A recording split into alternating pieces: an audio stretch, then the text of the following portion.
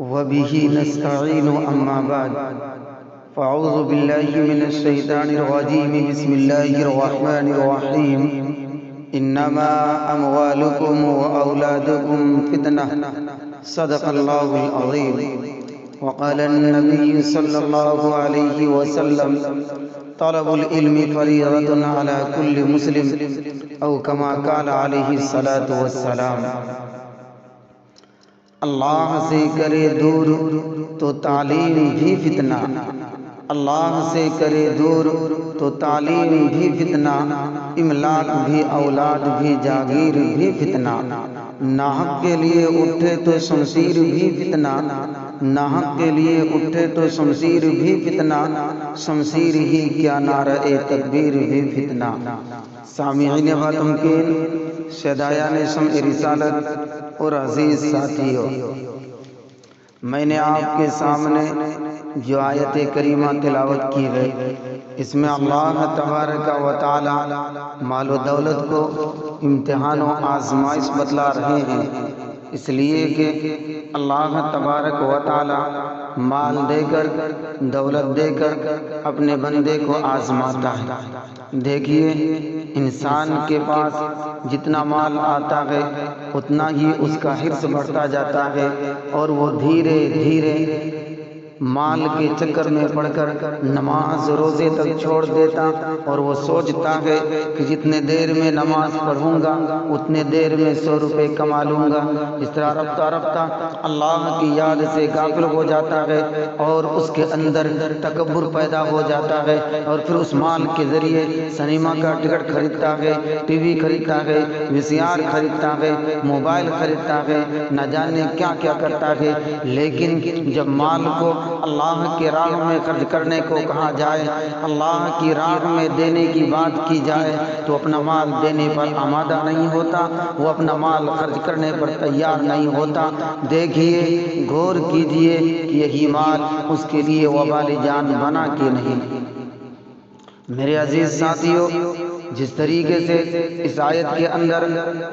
اللہ تبارک و تعالی نے مال کو آزمائش بتلایا ہے، اسی طریقے سے ہماری اولاد بھی ہمارے لیے آزمائش ہے۔ اگر ہم اپنی اولاد کی صحیح تعلیم و تربیت کریں گے تو یہی اولاد ہمارے لیے جنت میں جانے کا ذریعہ بن جائے گی، اور اگر ہم نے اس کی صحیح تعلیم و تربیت نہ کی تو یہی اولاد ہمارے اور آپ کے جہنم میں جانے کی سبب بن جائے گی۔ اگر آپ سے کوئی پوچھتا ہے، سوال کرتا ہے کہ بھائی اتنا مال، اتنی دولت، اتنی جائیداد کس کے لیے حاصل کر رہے ہیں، کس کے لیے جمع کر رہے ہیں، تو اس وقت آپ کا جواب یہ ہوتا ہے کہ بھائی بال بچوں کے لیے جمع کر رہے ہیں۔ دیکھیے، غور کیجئے، آپ جس بال بچے کی محبت میں مبتلا ہو کر، جن بیویوں کی محبت میں مبتلا ہو کر آپ مال کو کماتے ہیں، رات کو رات نہ سمجھ کر، دن کو دن نہ سمجھ کر، دن کے تھکان کو حاصل کر کے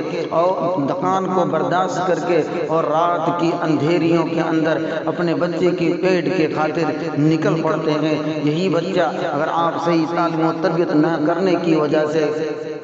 اگر یہ بچہ دین سے دور ہو جاتا ہے، قرآن کریم کا انکار کرنے لگتا ہے، نبی اکرم صلی اللہ علیہ وسلم کے فرمان کا انکار کر دیتا ہے، اسلام کا انکار کر دیتا ہے، یہی بچہ دھیرے دھیرے چوری کرنے لگتا ہے، ڈاکہ ڈالنے لگتا ہے، اور پھر عوام کو پریشان کرنے لگتا ہے۔ پھر جس ماں باپ نے ان کو پالا ہے، پوسا ہے، وہ اولاد اپنے ماں باپ کی بات کو نہیں مانتی، وہ اولاد اپنے ماں باپ کی خدمت نہیں کرتی۔ دیکھیے، یہی بچہ جس کو آپ نے بڑا کیا ہے، جوان کیا ہے، یہی بچے آپ کی خدمت کرنے کے بجائے آپ جب بوڑھے ہو جاتے ہیں تو آپ کے لیے مرنے کی دعا کرتے ہیں، اور یہ کہتے ہیں کہ یہ بوڑھے اور بوڑھی جلد مرے، کون اس کی بھربھراہٹ کو سنے گا۔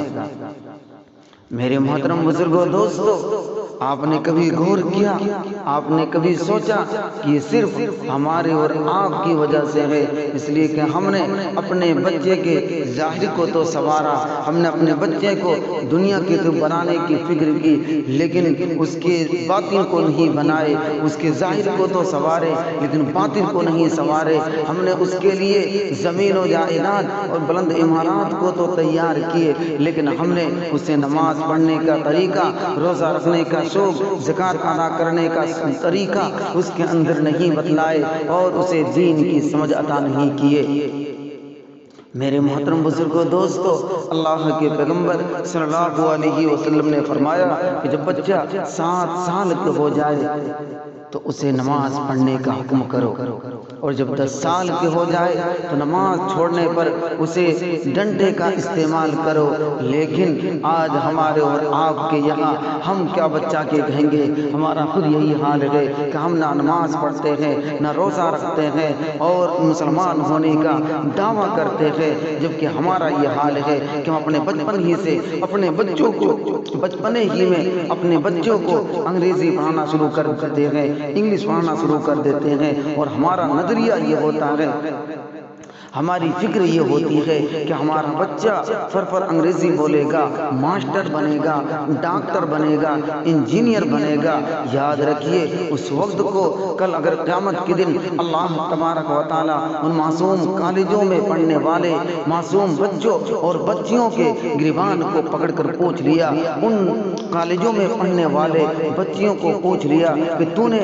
قرآنی تعلیم کو، ایمانی تعلیم کو، اسلامی پیغام کو کیوں نہیں حاصل کیا؟ تو اس وقت اس کا کیا جواب ہوگا؟ جبکہ میں نے تمہارے نبی اکرم صلی اللہ علیہ وسلم کی زبان مبارک کے ذریعے اعلان کرا دیا تھا، طلب العلم فریضۃ علی کل مسلم، کہ اس علم دین کا حاصل کرنا ہر مسلمان مرد عورت کے لیے ضروری ہے۔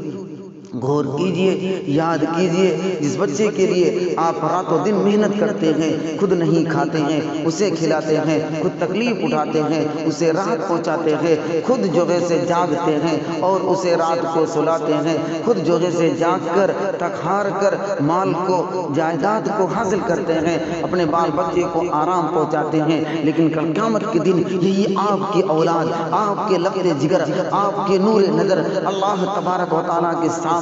آپ کی گریبان کو پکڑ کر اللہ کے سامنے یہ عرض کرے گی، یہ اولاد اللہ کے سامنے یہ فریاد کرے گی، اے ہمارے رب، ربنا انا اطعنا سادتنا وکبراءنا فاضلونا السبیل، یہ ہماری پروردگار، ہم نے ان بڑوں کی اطاعت کی ہے، ان بڑوں نے ہمیں سیدھے راستے سے ہٹا دیا، ربنا آتہم ضعفین من العذاب ولعنہم لعنا کبیرا، یہ ہمارے پروردگار آپ انہیں دو گنا عذاب دیجئے۔